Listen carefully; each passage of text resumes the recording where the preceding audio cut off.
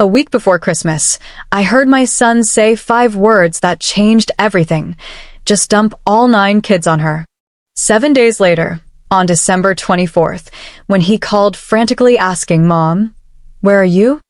I calmly replied, "Don't wait for me, or the gifts, or the $2,560 worth of catering I already paid for."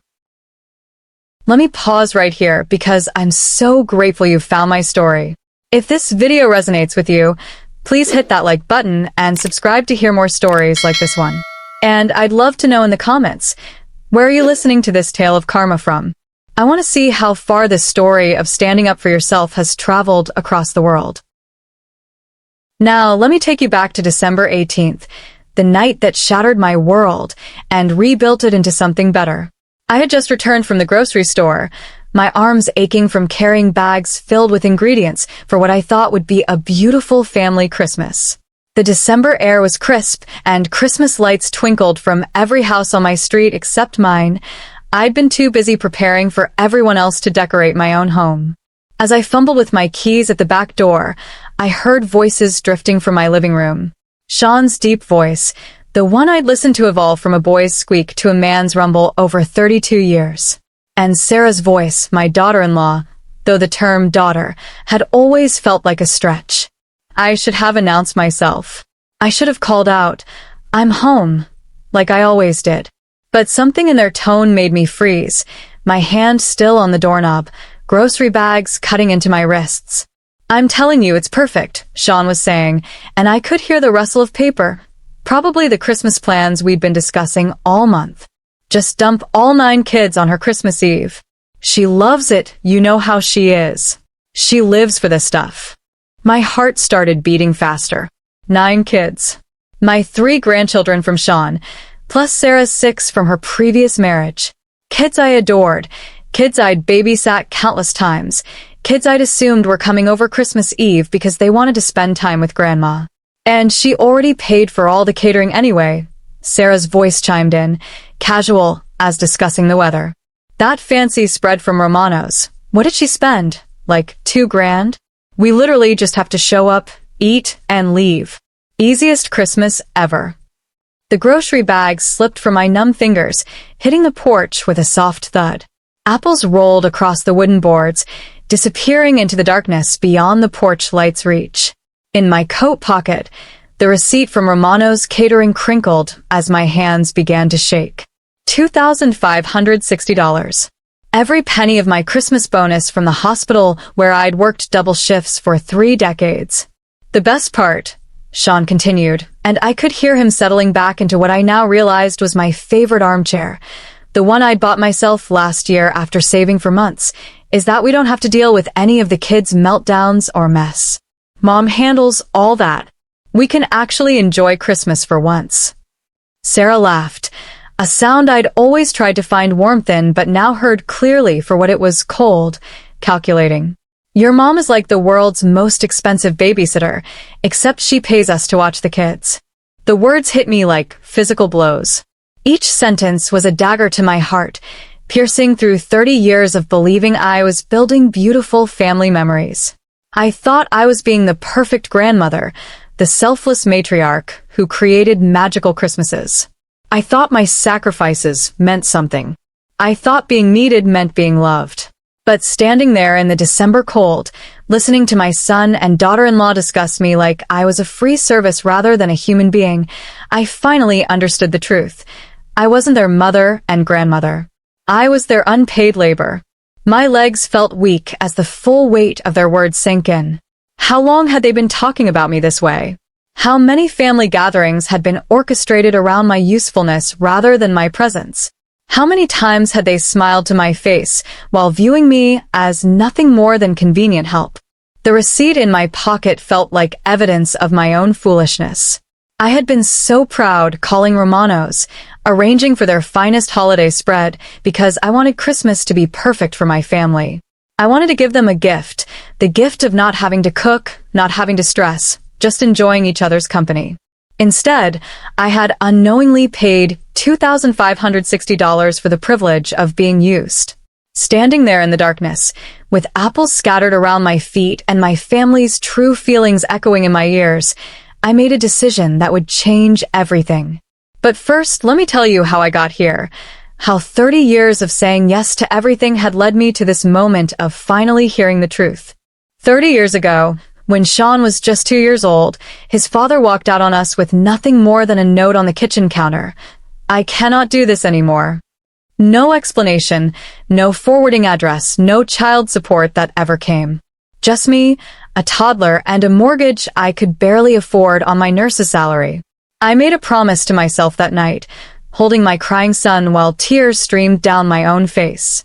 I would be everything that boy needed. I would be mother and father, provider and protector. I would make sure he never felt the abandonment that was tearing my heart apart in that moment. For the next 18 years, I lived by that promise. While other mothers went on dates or had girls' nights out, I was home with Sean, helping with homework, driving to soccer practice, working double shifts at the hospital, so I could afford the cleats he needed, the camps he wanted to attend. I missed so many opportunities to build my own life because building has felt more important. When college applications came around, Sean had his heart set on the state university, the expensive one, not the community college I'd hoped might be more realistic. I will never forget the look on his face when he got that acceptance letter. Pure joy, pure hope. How could I crush that? So I worked triple shifts during his college years. I sold my car and took the bus to work so I could afford his tuition. I ate peanut butter sandwiches for dinner most nights so he could have pizza money and textbook funds. When he called home homesick during his freshman year, I drove 3 hours just to take him to dinner and remind him how proud I was of him. I thought I was investing in our relationship. I thought someday he would look back and understand the depth of my love, the scope of my sacrifice. I thought he would want to take care of me the way I had taken care of him. Instead, what I created was a man who expected my sacrifices as his due. The pattern started small after he graduated and married Sarah. "Mom, could you watch the kids this weekend? Sarah has a spa day planned." Of course, I said yes. What grandmother wouldn't want time with her grandchildren? Then it became every weekend. Then weeknight emergencies. Then last-minute cancellations of my own plans because they had couple time they needed. I canceled book club meetings to babysit. I missed my high school reunion because they had a dinner they couldn't reschedule. I turned down a date with a lovely man from church because Sean needed me to watch the kids while he worked overtime that paid for their vacation to Hawaii, a vacation I was not invited to join. But the breaking point should have been last Thanksgiving.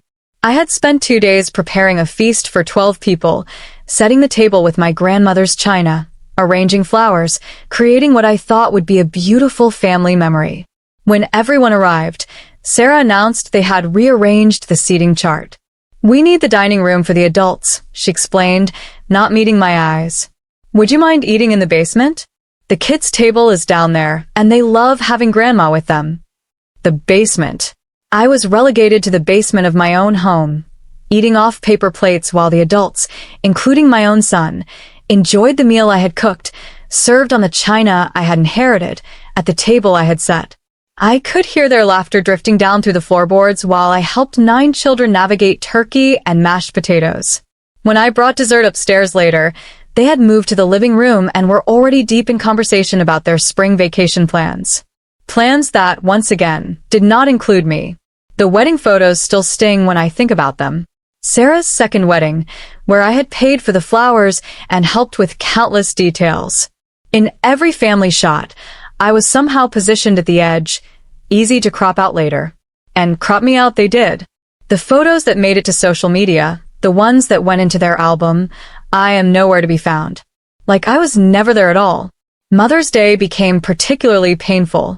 Year after year, I would wait for a call, a visit, even a text message. Nothing came.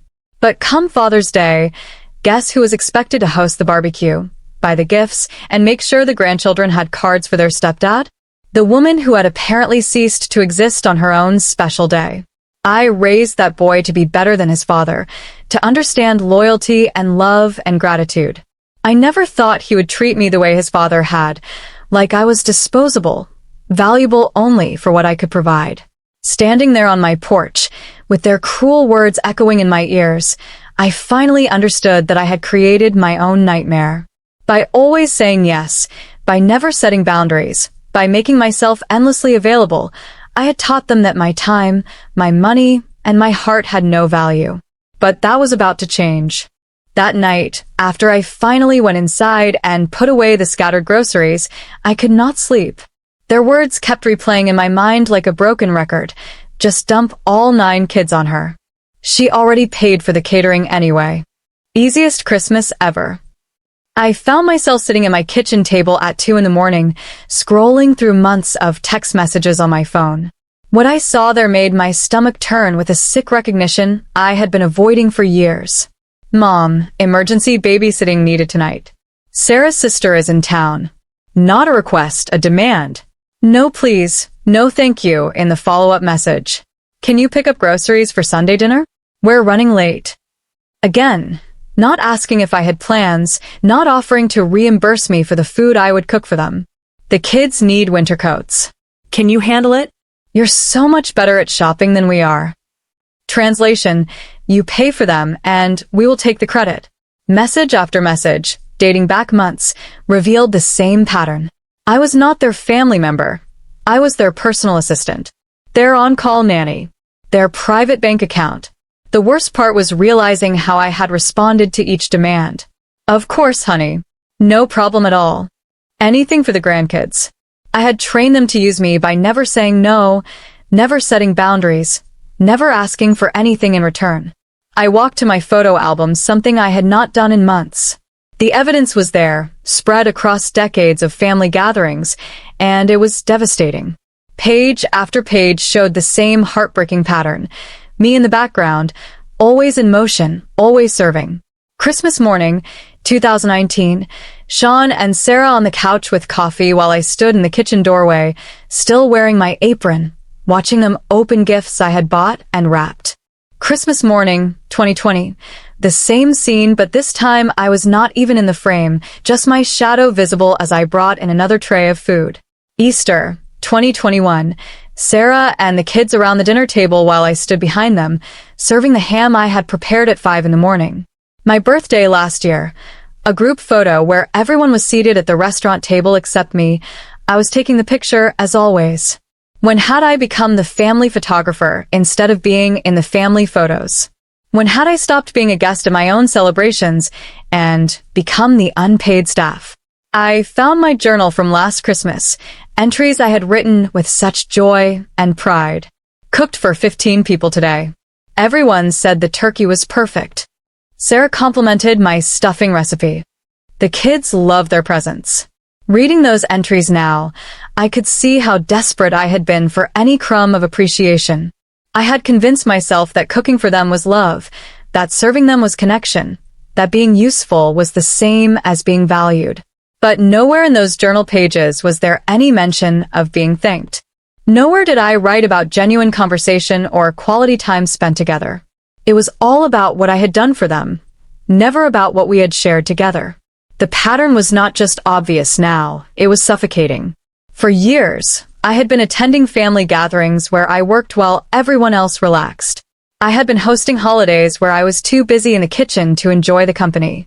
I had been buying gifts that others took credit for, preparing meals that others complained about if they were not perfect. I thought about Sarah's last birthday party, which I had offered to host and fund.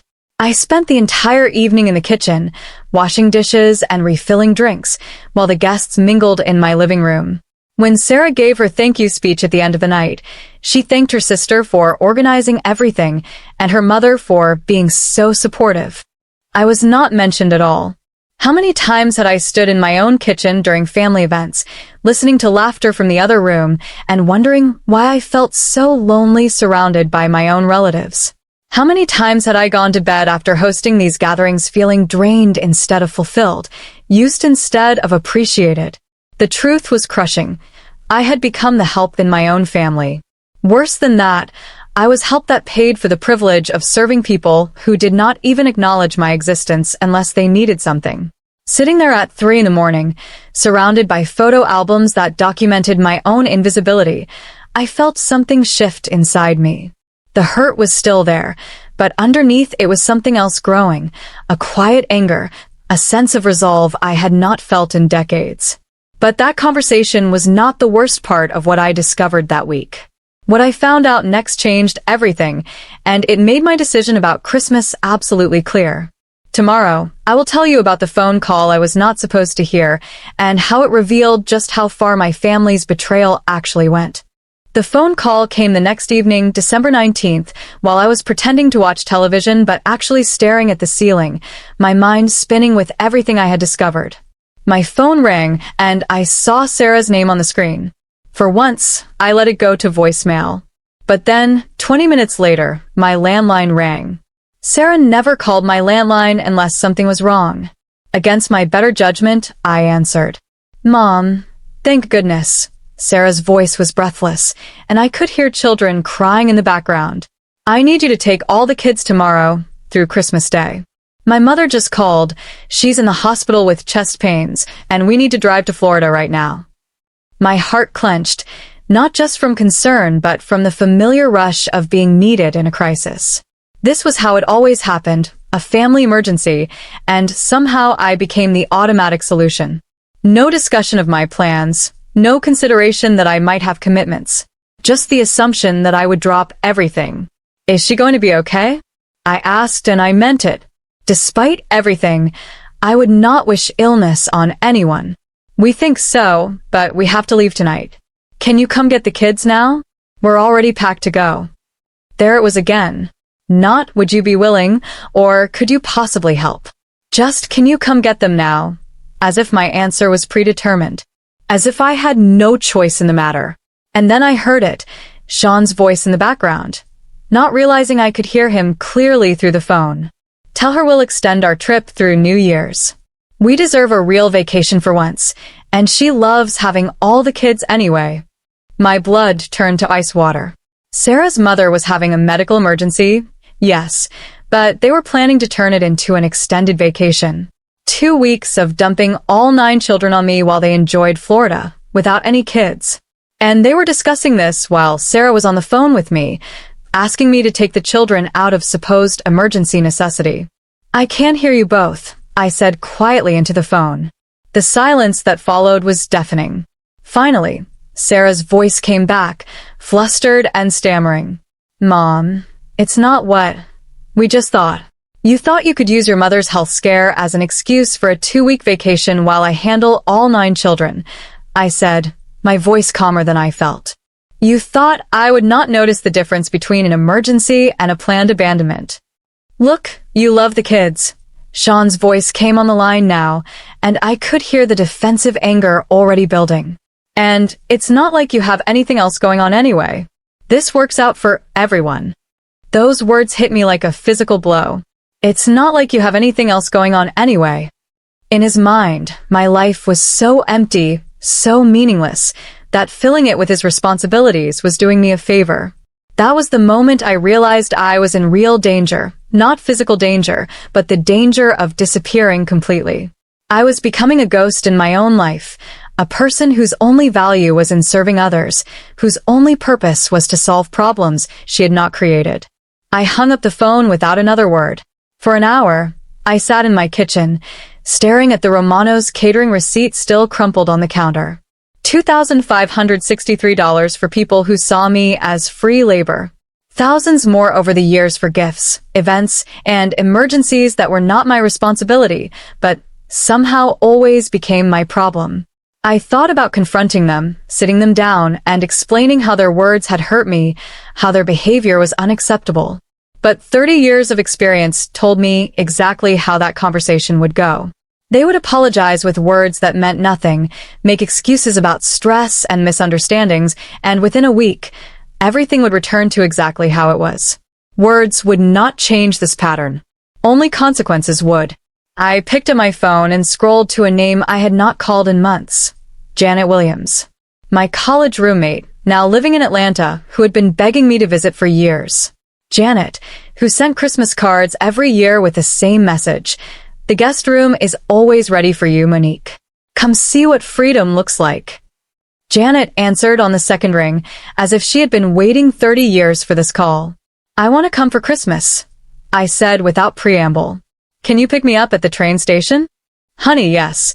Janet's voice was warm with understanding she should not have possessed. How soon can you get here? 2 days, I said, and for the first time in decades, I was making a decision based entirely on what I wanted, not what others needed from me. The next morning, I called Romano's Catering and canceled the order. Yes, there was a cancellation fee, but getting back $1,800 felt like reclaiming a piece of my dignity. I called my supervisor at the hospital and used 3 personal days I had been saving for an emergency that never seemed to come. I packed 1 small suitcase with clothes I had not worn in years, outfits that were pretty instead of practical, shoes that were comfortable instead of designed for standing in kitchens all day. For the first time in decades, I was going to choose myself. But I was not done yet. Before I left, there was one more thing I needed to do, something that would ensure they understood exactly what they had lost. December 23rd dawned gray and cold, matching my mood perfectly. I had barely slept, but my mind was crystal clear for the first time in years. I knew exactly what needed to happen. First, I called the gift shop where I had ordered personalized presents for all 9 children, wooden toys with their names engraved, books I had carefully selected for each age group, $200 worth of thoughtful gifts that had taken me weeks to choose. I need to cancel my pickup order, I told the clerk, my voice steady. But ma'am, these are personalized items. We cannot return them. Keep them, I said simply. Donate them to charity. Someone else's children will appreciate them more. Next, I called the grocery store where I had planned to pick up last-minute items for Christmas breakfast, the special pastry Sean loved, the organic orange juice Sarah insisted on, the particular brand of coffee that was apparently the only one worth drinking. I canceled that order too. Then I walked through my house, gathering up the wrapped presents I had already bought and hidden in closets throughout the year. A cashmere scarf for Sarah, a watch for Sean, gaming equipment, clothes, and toys that had cost me months of budgeting. I loaded them all into my car, drove to the local women's shelter, and handed them to the volunteer at the front desk. These are for families who might need a Christmas miracle, I told her, and for the first time in weeks, I felt genuinely good about gift giving. By noon, I had erased every trace of the Christmas I had planned to provide. My house looked like any other house on December 23rd, no feast preparation, no wrapped packages under the tree, no evidence that anyone had been expecting 9 children and 2 adults to descend for a free holiday celebration. I packed my small suitcase, choosing each item carefully. Comfortable jeans instead of the dress I would have worn to serve Christmas dinner. Sneakers instead of the heels that made standing in the kitchen for hours more painful. A book I had been wanting to read for months, but never had time for. This was not a trip to serve others. This was a trip for me. The note took me longer to write than it should have. I must have started it 20 times, my instinct to explain, to justify, to apologize for disappointing them. But each time, I crumpled up the paper and started again. They did not deserve my explanations. They had made their feelings about me clear enough. Finally, I settled on something simple. Gone for Christmas. Enjoy your holiday, Mom. I left it on the kitchen counter, propped against the empty space where the Romano's Catering boxes would have been delivered tomorrow morning. Let them figure out the rest. The drive to the train station felt surreal. For 30 years, December 23rd had meant frantic last-minute preparations, checking lists twice, making sure every detail was perfect for everyone else's Christmas. Today, I was walking away from all of it, and the relief was overwhelming. At the station, I bought my ticket to Atlanta and settled into my seat, watching the familiar landscape of my town disappear through the window.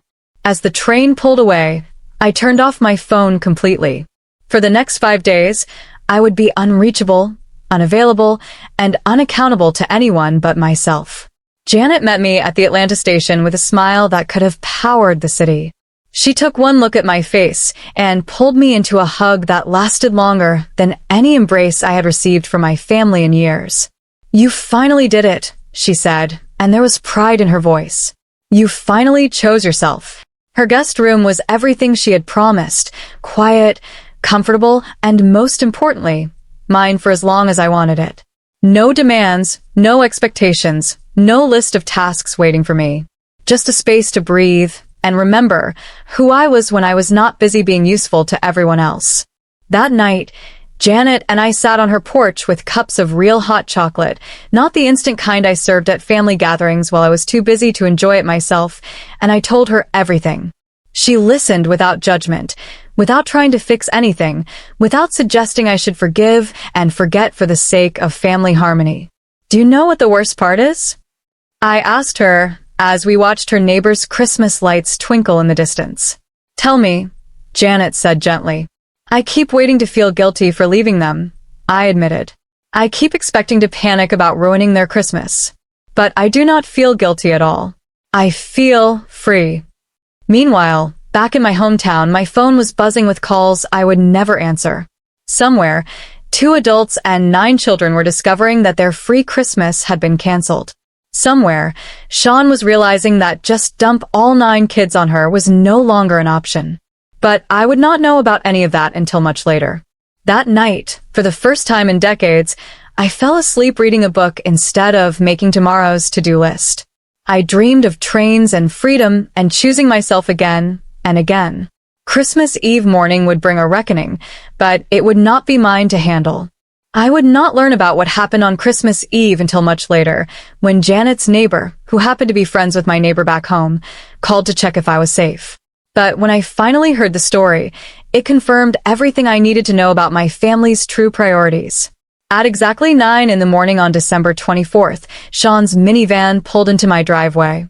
According to my neighbor, Mrs. Patterson, who had been watching from her kitchen window, they came prepared for their usual Christmas takeover. Sarah carried a diaper bag and had already corralled the younger children toward my front door before Sean even turned off the engine. They used their key, the one I had given them for emergencies, and walked into my house expecting to find me in the kitchen, coffee brewing, breakfast preparations already underway. Instead, they found silence. "Mom," Sean called out, his voice echoing through the empty house. "Where are you?" "We are here for Christmas." Sarah wandered into the kitchen and found my note on the counter. Mrs. Patterson said she could hear Sarah's voice rising from inside the house. "She is gone? What do you mean, gone? She cannot just be gone." The children, confused and disappointed, began asking where Grandma was, where the presents were, why the house smelled like cleaning supplies instead of Christmas cookies. And that, according to Mrs. Patterson, was when Sean lost his temper completely. His voice carried through the windows as he paced my living room, phone pressed to his ear, leaving the first of what would become dozens of voicemails on my silent phone. "Mom, this is ridiculous. You cannot just disappear on Christmas Eve. We have 9 kids here expecting Christmas dinner, expecting presents, expecting you to be here. This is so selfish. Call me back right now." Not once, Mrs. Patterson noted, did he sound worried about my safety or well-being. His anger was entirely focused on the inconvenience my absence had caused him.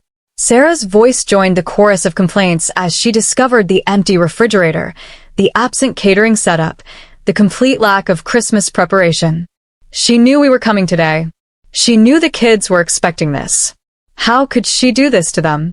Again, no concern for where I might be or whether I was safe. Only anger that their free Christmas had evaporated. The second voicemail came 20 minutes later, Sean's voice tighter with frustration. "Mom, I called Romano's. They said you canceled the catering yesterday. What is wrong with you? Do you know how much this is going to cost us to fix? We have to feed 9 kids somehow." Still no worry. Still no love. Just calculations about how much my absence was going to cost them. By the third voicemail, Sarah had taken over the phone, and her true feelings came pouring out. "Monique, this is unacceptable. We had plans. We told the kids about Christmas at Grandma's house. Now I have to figure out how to explain to them why there are no presents and no dinner. You have ruined Christmas for 9 innocent children because you are having some kind of tantrum." Mrs. Patterson said that was when she stopped listening and started worrying. Not about me. She knew I was stronger than my family gave me credit for. She was worrying about those 9 children who were learning a harsh lesson about how their parents truly prioritized convenience over love. The voicemails continued throughout the day, growing more desperate and more revealing with each call. By afternoon, when it became clear I was not coming back to save their Christmas, the accusations became more vicious. Fine, be selfish. Sean's voice was cold and bitter. But do not expect us to forgive you for this. Do not expect to see the grandkids again anytime soon. You made your choice. The final voicemail came that evening, after they had apparently spent the entire day scrambling to find an open restaurant, to buy last-minute gifts from a gas station, to explain to confused children why Grandma had abandoned them on Christmas. I hope you are happy, Sarah's voice was venomous. You got what you wanted. You ruined Christmas for everyone, including your own grandchildren. Do not bother coming back. When I finally listened to these messages days later, I felt a strange sense of validation. In their anger, in their entitlement, in their complete lack of concern for my well-being, they had revealed exactly who they really were. They had proven that every cruel word I had overheard was not spoken in a moment of frustration. It was their honest assessment of my value to them. Not once in 23 voicemails did either of them say they loved me. Not once did they ask if I was safe. Not once did they acknowledge that perhaps their treatment of me had driven me away. Instead, they focused entirely on what my absence had cost them. The money, the convenience, the free labor they had lost. They mourned their ruined Christmas, not their missing mother and grandmother. Meanwhile, 300 miles away in Atlanta, I was discovering what Christmas could feel like when you were not responsible for making it perfect for everyone else. Christmas Day with Janet was a revelation.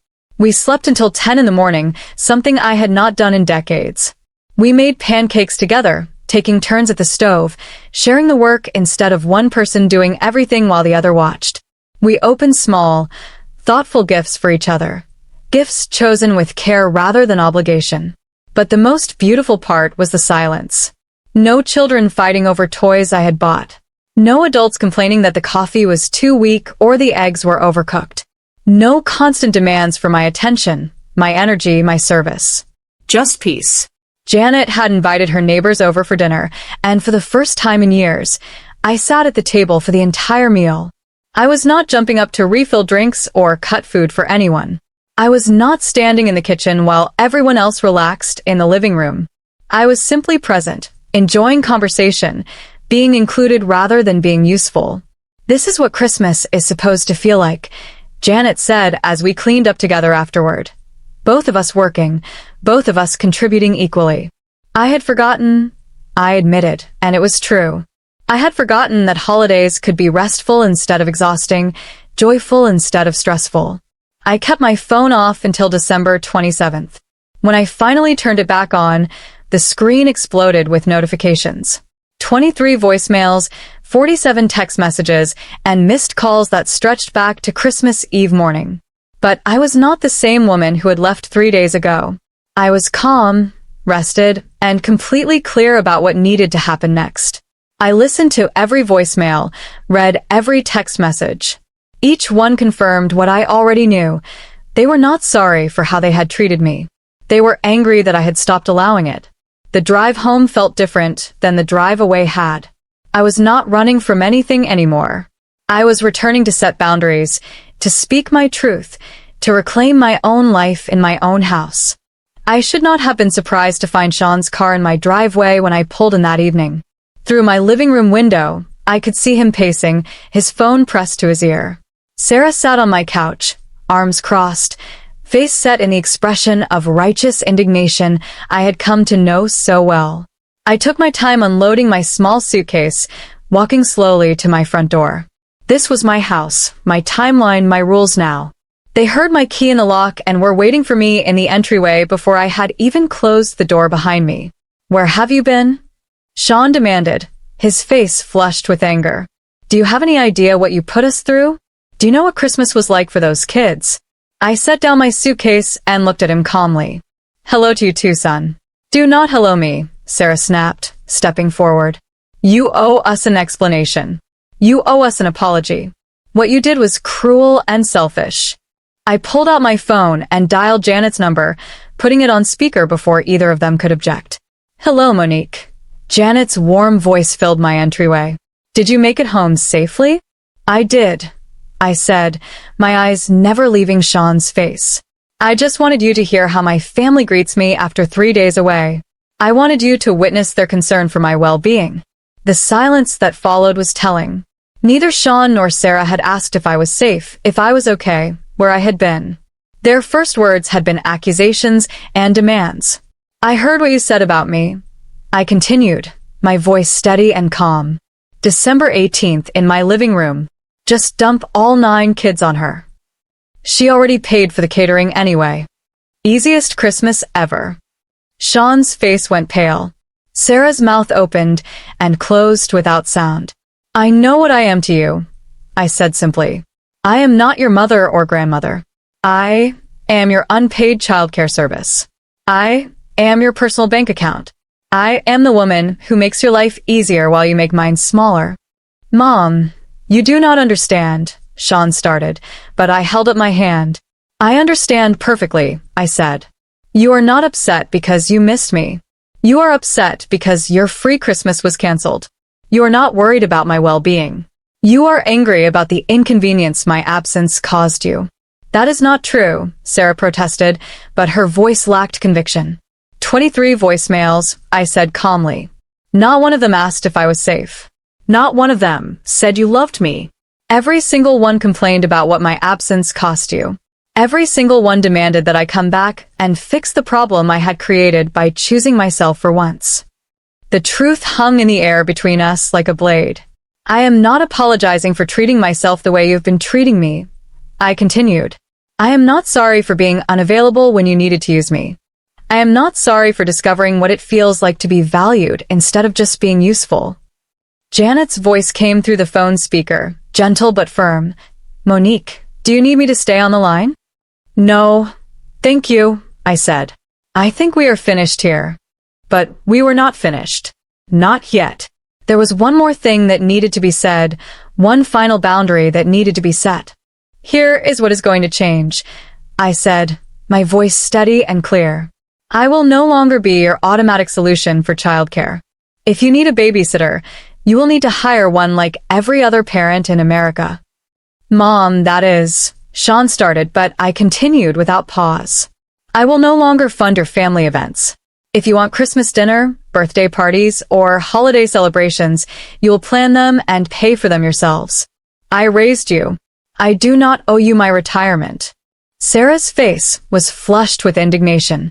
You cannot just cut us off. We are family. Family, I repeated thoughtfully. Family should not have to overhear a conversation to learn they are valued only for what they provide. Family should not have to disappear to get their attention. Family should not have to set boundaries to avoid being used. We do not use you, Sean protested, but the lie sat awkwardly in the air between us. Every text message you send me is a request for something, I said calmly. Every phone call is a demand for my time, my money, or my labor. When was the last time you called just to see how I was feeling? When was the last time you invited me somewhere without expecting me to bring food or pay for something? The silence stretched uncomfortably long. I thought so, I said. From now on, I will be unavailable for emergencies that are not actually emergencies. If Sarah's mother is in the hospital again, you will handle your own childcare arrangements. If you want to extend that into a vacation, you will do it without my unpaid services. You are being completely unreasonable, Sarah snapped. We have 9 children between us. We need help sometimes. And you can get that help the same way every other family does, I replied. By asking politely, by offering to pay for services, by not taking anyone for granted, by treating the people you claim to love with actual respect. Sean's voice took on the wheedling tone I remembered from his childhood, the one he used when he wanted something he knew he should not have. Mom, come on. You know we appreciate you. Maybe we do not say it enough, but... You do not say it at all, I interrupted. And actions speak louder than words anyway. Your actions tell me I am useful when you need something, and invisible when you do not. Fine, Sarah said, her mask finally slipping completely. If that is how you want it, fine. But do not come crying to us when you are lonely. Do not expect us to include you in family events if you are not willing to contribute. I looked at her for a long moment, marveling at her ability to make threats while standing in my living room, having just proven every point I had made. "Sarah," I said gently, "I have been lonely at every family event for years. I have been excluded while physically present, ignored while desperately trying to help. You cannot threaten me with something I am already experiencing." And as for contributions, I continued, I have contributed 30 years of my life, hundreds of thousands of dollars, and countless hours of unpaid labor. My contribution phase is over. Now begins my living for myself phase. I walked to my front door and held it open. "I need you both to leave now. I have some Christmas decorations to put away." They stared at me in shock. This was not the mother and mother-in-law they knew, the one who apologized for existing, who bent over backward to avoid conflict. "You cannot just kick us out," Sean said, but he was already moving toward the door. "I am not kicking you out," I said calmly. "I am ending a conversation that has served its purpose. You now know where I stand. I now know that you understand the new rules. There is nothing left to discuss." After they left, their car doors slamming with indignant force, I walked through my house slowly. For the first time in weeks, it felt peaceful instead of empty. I went to my closet and pulled out the boxes of Christmas decorations I had not put up this year. Beautiful ornaments collected over decades, lights that had brightened countless holiday celebrations, garlands that had adorned tables laden with food I had prepared for people who did not thank me. But instead of unpacking them, I carried the boxes to my garage. I was done performing holiday magic for ungrateful audiences. I was done creating memories for people who saw me as scenery in their lives rather than a person deserving love and respect. Next year, if I decorated for Christmas, it would be for me. If I cooked a holiday meal, it would be for people who valued my presence as much as my presence. If I celebrated anything, it would be because it brought me joy, not because others expected me to provide it for them. I was no longer the villain in their story of inconvenience. I was finally the hero in my own story of liberation. But the real test of my new boundaries was still to come, and it would arrive sooner than I expected. 2 months later, I am sitting in my favorite corner of the public library, reading a book I chose simply because it looked interesting. Not because it would help me serve someone else better, not because it was educational or practical, but because the cover caught my eye and the first page made me smile. This is what my life looks like now. Every Tuesday and Thursday, I volunteer at the community center, helping seniors navigate technology. Not because anyone asked me to, not because I felt obligated, but because I genuinely enjoy sharing knowledge with people who appreciate it. Last week, Mrs. Chun brought me homemade cookies just to say thank you for helping her video call her granddaughter in California. When was the last time my own family thanked me for anything? My phone still rings, but now I decide whether to answer it. Sean called 3 weeks ago, his voice carefully controlled, asking if I could watch the kids for a few hours because their regular babysitter was sick. For the first time in 30 years, I said no without explanation, without guilt, without offering alternatives. "I am not available," I told him simply, and hung up before he could argue. According to Mrs. Patterson, they figured it out. Sarah picked up the children early from school and took them to work with her. They survived. The children survived. The world did not end because I was not there to solve their problem. Janet visited last weekend, and we spent 2 days planning a trip to Ireland that I've been dreaming about for decades, but never had time to take. We looked at photos of countryside cottages and quaint villages, planned which museums we wanted to visit, booked a bed and breakfast that serves afternoon tea. I can afford this trip now, not just financially but emotionally. I have the mental space to enjoy something purely for my own pleasure. "You look different," Janet told me as we spread travel brochures across my kitchen table. "You look lighter." She was right. I had not realized how heavy it felt to carry everyone else's happiness on my shoulders until I finally set it down. The hardest moment came 6 weeks ago, when my phone rang at 11 at night. Sean's name on the screen, and my old instincts screamed at me to answer immediately. Someone must be hurt. Someone must need me urgently. I let it go to voicemail. The message was not about an emergency. It was about convenience. Sarah had come down with the flu, and they needed someone to take the kids to school in the morning. The old me would have thrown on clothes and driven over there immediately, no questions asked. Instead, I turned off my phone and went back to sleep. They figured that out too. I am not angry anymore. Anger requires too much energy, and I am saving my energy for things that bring me joy. I am not sad about losing them because I finally understand that I never really had them in the first place. You cannot lose something that was never truly yours. What I have gained is immeasurable. I have gained myself back. I have gained the ability to say no without feeling like a terrible person. I have gained friendships with people who value my conversation as much as my contributions. I have gained the knowledge that self-respect is not selfish, and being used is not the same thing as being loved. My house is quieter now, but it is not empty. It is peaceful. My refrigerator has food I bought for myself. My calendar has activities I chose for myself. My phone contains numbers of people who call because they enjoy talking to me, not because they need something from me. Last week, I hung new photos on my living room wall, pictures from my trip to see Janet, images from my volunteer work, a selfie I took at the library because I looked happy and wanted to remember that feeling. Gone are the family photos where I stood in the background, serving others. These new pictures show me living for myself, and the woman in them looks free. The Christmas decorations are still in the garage, and they will stay there until I find people worthy of the magic I can create. Someday, I might decorate again for chosen family who appreciates the gift instead of expecting the service.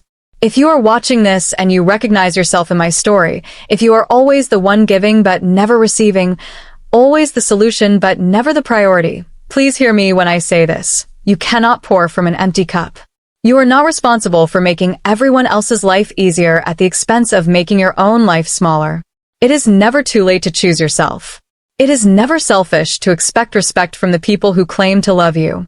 It is never wrong to walk away from relationships that diminish you instead of celebrating you.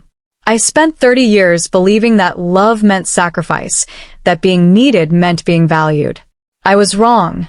Love should lift you up, not wear you down. Being needed should feel like an honor, not a burden. Remember, you are not responsible for other people's happiness. You are only responsible for your own. And sometimes, the most loving thing you can do is teach people how to function without using you. Choose yourself. You are worth it. Now I want to hear from you. Have you ever had to walk away from family who took you for granted? Let's meet in the comments. Give us a like if you enjoyed the story. Thank you so much for your sweet support. I'm looking forward to your comments on the story. On the screen, you can see 2 new life stories that I highly recommend. There's so much more on my channel. And, by the way, don't forget to subscribe. It encourages me to keep bringing more stories like this. See you in the next life story. With love and respect.